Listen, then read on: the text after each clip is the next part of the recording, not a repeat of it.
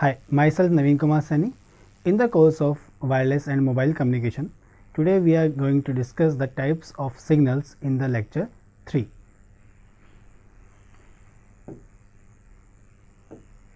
In that, first of all, we must know what is the signals and what its types.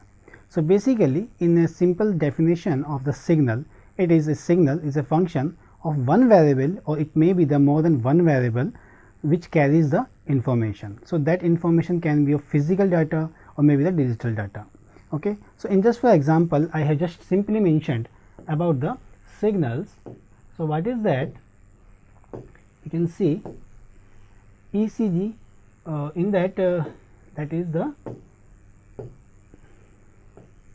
ECG and the EEG, electrocardiogram and electroencephalogram. This is one of the signals which we can transmit from, or we can select it, we can check it, and we can visualize that. Okay. So, there are two types of signals. So, those signals are the first is the continuous signal, continuous time signals, and the discrete time signals. So, what are those signals? So, continuous time signals, these are the continuous signals basically. So, which comprise a continuation of the samples in that from the at each every point. So, these are continuous signals like this. So, any signal can be a continuous signal, just like our voice. So, this is a continuous signal. Okay. So, at every time instant there is some values in that, in the time domain. Okay. So, here it is represented as the xt. So, this xt is the one of the continuous signal, and x is the function of time. So, as I have just mentioned about the signals, like continuous signal like a human speech, as I just mentioned. So, in the physical world, our voice is simply one of the small basic example of the signal, which I am my voice is one of the signal in that. So, graphical representation, as I have just mentioned about the human voice, it may be pitch may be high or low. Based on that, the intensity of the signal can be visualized like this. So, at every instant, every small instance, there is some values or some amplitudes. So, these amplitudes are the signals, signal amplitude. Second type of the signals are the discrete time signals. So, in that these signals that has the value for only specific points in the time.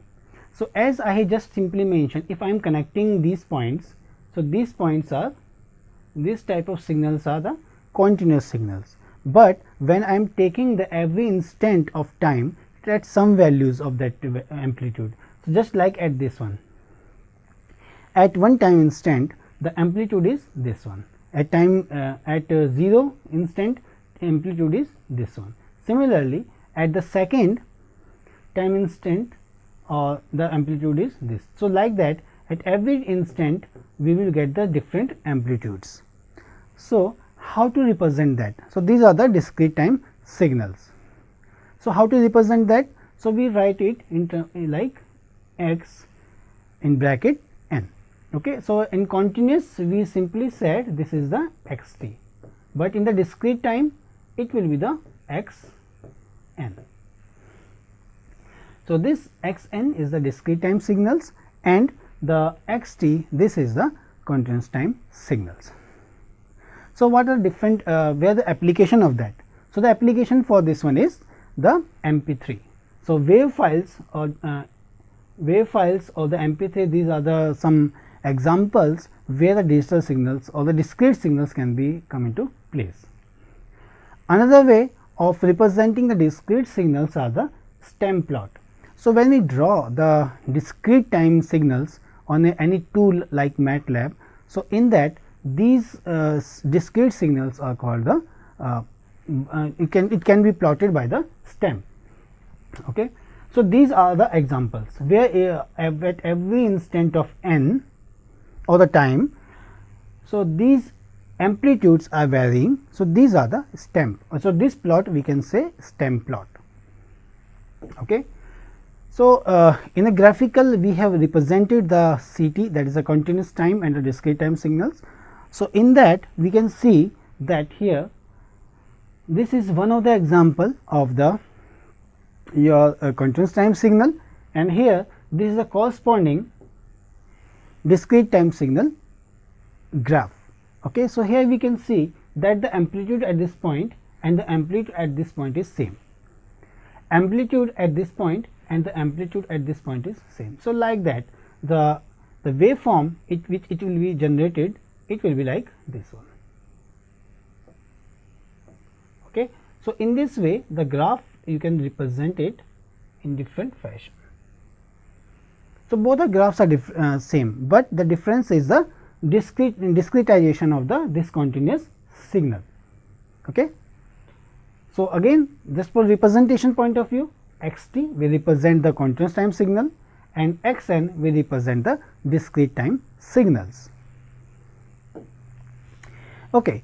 So, how to get the stem plot or how to get the discrete time signals? So, for that one we have the one theorem, that is the sampling. Okay. So, what is the sampling? Sampling is nothing but which convert the continuous signal into the discrete signal. So, for that one we require the sampling process. So, this is one of the process through after that we can digitize the signals. Okay. So, there is a difference between the discrete and the digital. So, we will come to when we will come to some another part in the next lecture. So, we will discuss about that. But here we can focus about discrete time signals which are often obtained by the sampling continuous time signals. So, in that we can see when we give the input as an x t and we are providing them switch. So, what is the switch? This switch is which switch is at value of n. So, it may be 1, 2, 3 like that. Okay. So, like this at every instant of n we will get the some samples from the continuous signals. So, we can see. So, at the input we are giving the x t continuous time signal, and at the output at every instant of time n. So, it is represented at like this x n. Okay. So, x n is what? X n is equal to x t. So, we can see it here that x t and t is equal to n t. Okay. So, this is the time instant at every time instant with the period of t, like n is equal to 0, n is equal to 1, n is equal to 2, n is equal to 3 up to n minus 1 we can say. So, we can discretize this continuous signal into the discrete signal. So, the representation of the discrete time signal is the x n t. Okay. So, we can write it like x t at t is equal to n t capital T, or we can write it as the x n capital T. So, this is the representation, or you can say this is the way through which we can sample the continuous time signal into the discrete time signals. Okay. Now, we will just go into the more intuition about the signals. So, in that the elementary signals are unit step signals. Okay. So, unit step signals are like this. So, the representation of the unit step signal, the u t is equal to when t is greater than equal to 0, the amplitude is 1. When t is less than 0, then it is 0. So, this is the representation of the unit step signal. So, in the graphical representation we can see that when t is greater than 0. So, this portion is t is greater than 0, less than equal to 0. So, in that the amplitude is 1. Okay. And t less than 0, ut is 0. So, this is the representation of the unit step signal. Okay. So, we can discretize this elemental signal, that is a unit step signals. How to discretize this? So, for that we will take the samples at every instant. Okay. So, if we are representing it in terms of n, so because this is the continuous signal, right, when t is greater than equal to 0. So, this is the continuous signal. So, if we want to discretize this, so for that we will take in place of t n. Okay. So, n, then n, if n is greater than equal to 0, in that the amplitude is 1. If n is less than 0, then amplitude is 0. Okay. So, we can draw this here in this graph. So, in this graph we can see then when u n is equal to 1, 1, like that. So, in that we can see here n is equal to 0. So, at the n is equal to 0, this is the 1, and after that it is, this is a representation of n is equal to, you see this is the n is equal to 1, and next this is n is equal to 2, and so on. Okay. So, at every time in n value, discrete value, we can draw this diagram or this plot. Fine. So, this is the unit step signal.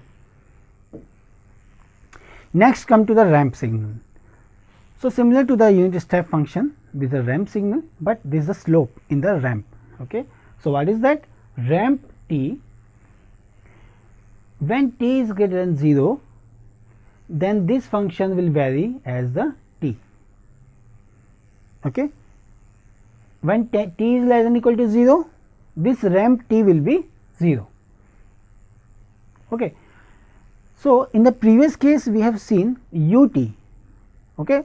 So, ut was 1 when t is greater than or equal to 0, and here and t is less than, when t is less than or equal to 0, it was the 0.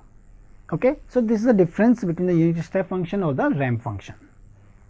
So, in the ramp function, when we plot this, when ramp t, or you can say you can write it as the y, and we know this plot, when y is equal to t, in that case the plot will be a constant plot like this. Okay. So, this is a constant plot like this, and when it will be up to when t is greater than 0. So, when this is the t is less than 0, this value will be 0. So, for the positive t value, this ramp function will be its slope, which is a slope of 45 degree. Okay. So, the unit ramp function, which is an integral of the unit step function. Okay. So, if u is equal to 1, then when we integrate the 1, then we will get the t. So, that is why ramp function is the integral of the unit step function, and it is called a unit ramp function because for the positive t value, positive, which is a slope of 1 amplitude per unit time. So, this is the slope in the ramp function. Okay. So, next is one of the very important function, that is a unit impulse function. Okay. So, in the unit step impulse function, in that we can represent it where the a approaches 0 and g t approaches a unit step and g dash approaches a unit impulse function. So, what is the this is the area of the unit step function, this one, where this value is from here to here, it is a, it is 1 upon a. So, the area will be 1. So, the so the for by definition the unit impulse function has the area, that is a 1. Okay. So, this height and the width will be multiplied and the result will be 1. So, the area of the impulse will be 1 always. Okay. Next is the unit function, unit impulse function, which is a derivative of the unit step function, which is a function or unit step, which is an integral of the unit impulse function. Okay. So, this is the by definition. Okay. And here it represent the unit step and the unit impulse. Then we have the representation of the impulse functions. So, for that, area under an impulse is the strength or the weight. This is very important point for the impulse function, a strength or the weight. So, and it is represented graphically by a vertical one arrow. Okay. So, this is the representation of the impulse function, where there is a one arrow and which is lying at t is equal to 0 or at some other time constant value. Okay, so one arrow will be there, the area will be 1 and the magnitude can vary, but the area will be 1.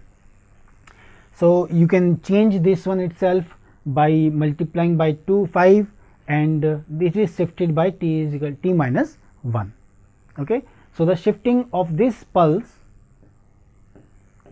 of which is of area 1 and the strength is height is 1. So in that case we can shift it with the multiply by 5. So intense strength amplitude will be 5 and it is shifted by 1 like this. So this is another way of representing the impulse functions. Then there are some properties of the impulse function. So these properties are sampling properties or the scaling properties and the replication properties. So what is the sampling property? So in the sampling property, that is the minus infinity to infinity gt and del t minus t naught. So it shows when there is a one graph or one signal which is like this, any signal like this, and when you multiply with the del t plus delta t, like for this one, if you are using at some time instant of t is equal to 0 and this is your gt. Okay, so this is your t. So in this, when you plot it, then at t is equal to not t 0, so this is t naught. Okay, so at t is equal to t naught.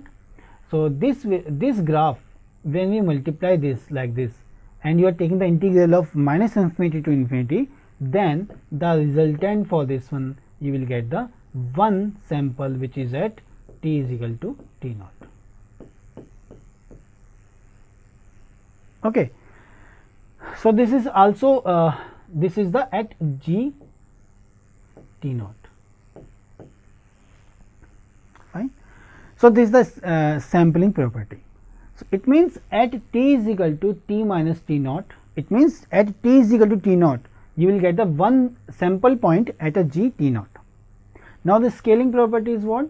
When you multiply with the a, in that the resultant of the scaling property will be 1 upon mod of a del t minus t naught. Next replication property is simply convolution part, gt convolution del t, we will get the gt. Okay. Now the unit impulse train, as we have discussed about the unit impulse at simple one instant, but we have the train of the unit impulse train. The unit impulse train is a sum of the infinitely uniformly spaced impulses which is given by the del t. Okay. So del t in bracket t is equal to summation. So this summation is a discrete summation del t minus n capital T. So here n is the integer, it is an integer, right. So in that we can say when we plot this del t t, so this value it can be same as have the amplitude 1. Okay, so these are has the same representation of the signal, but so this is the train of the impulses. In previously we simply discussed about the one so we had discussed about the only one impulse, but now we have the impulse train. So there is a very big significance of the impulse train in our communication part. So because as we know about the channels, so how to represent the channels, because channel have the different intensity at different instant. As we know in channel, so as channel value in the environment, as we know the value strength of the channel or the condition of the channel will be changed all the time. So changing of the strength change of channel can be represented mathematically by the impulse train. Okay, unit impulse train. So the property we know that the area of the impulse is 1. So this is the representation of the impulse train. Next is the sinusoidal and the exponential signals. So, sinusoidal and the exponential signals, which are very important signal in our communication part, and it is used for the system analysis. Okay. So, this is important, it is used for the system analysis. Why it is so? Because many problems which we face, we can solve it with the help of differential equations. Okay. So, for getting the integration or the differentiation of the signals, it is easy if we can represent it in terms of sinusoidal or the exponential terms. So, now the sinusoidal signals, which can be either of two ways. So, the first is the cyclic frequency form, which is representing a sin 2 pi f naught t, that is equal to a sin 2 pi capital T naught into t. So, in place of f naught, we can write the 1 upon T naught. Next is radiant frequency form. There is another way of representing the signal. So, there is a sin omega naught t. So, where omega naught is what? This omega naught is 2 pi f naught, that is equal to 2 pi upon T naught. So, T naught is the time period of the sinusoidal wave. Okay. So, this representation is very important in the cyclic frequency form and the radiant frequency form. Here the another representation, how to represent that? If there is some phase change in a sinusoidal, then for that we have the representation of x t, that is equal to a sin 2 pi f naught t plus theta. Okay. And we can write it, we can write down that in place of 2 pi f naught is equal to omega naught. Okay. So, theta represent the phase change in the signals. Second representation, as we discussed about the exponential signal. So, for that is the x t is equal to a e की power a t, as the value of a is positive or negative, based on that curve will change. Second, that is the complex exponential, we can represent it as the a e की power j omega naught t. Okay. So, here the real exponential will be e की power a t, a is a real value, and when we go for the complex, so for that we require the e की power j omega t. So, what is the representation of the e की power j omega t? So, we can represent it as cos omega t plus j sin omega naught t. Fine. So, this cos omega naught t will be the real part, and a sin omega naught t will be the complex part. So, here theta, this is the phase of the sinusoidal wave, a is the amplitude of the signal or the sinusoidal or the exponential signal, or we can say this is also the this is the strength. Okay. Then f naught, this is the fundamental frequency, cyclic frequency of the sinusoidal signal, and omega naught is the radiant frequency. Fine. Okay. So, here these are the some representation of the signal where is real exponential signal and the damped sinusoidal signal. Okay. So, in the real part we can see the discrete time exponential signal, which is expressed as x n a की power n. Okay. So, it represent as when a is increasing in this direction. So, we can see that when the t is increasing, so in this case in the negative part, so this will be reduced. Okay. At some point when we get the at a, the this value will be 0.3678. Okay. Similarly, we can represent e की power alpha t. So, here at when you increase the alpha from negative to positive, so this term, this will be exponential, it will be increased like that. Similarly, we can draw for the sinusoidal case and the growing sinusoidal signal. Okay. So, this is the decaying sinusoidal signal and this is the growing sinusoidal signal. So, this is the damping of the signals. Next is the signum function. So, in the signum function we can see that the sin s g n t is a representation of the signum function, and it is represented as when t is equal to 0, this value will be 1, just like the unit step function. When t is equal to 0, then it will be 0. Okay. Similarly, when t is less than 0, this value will be minus 1.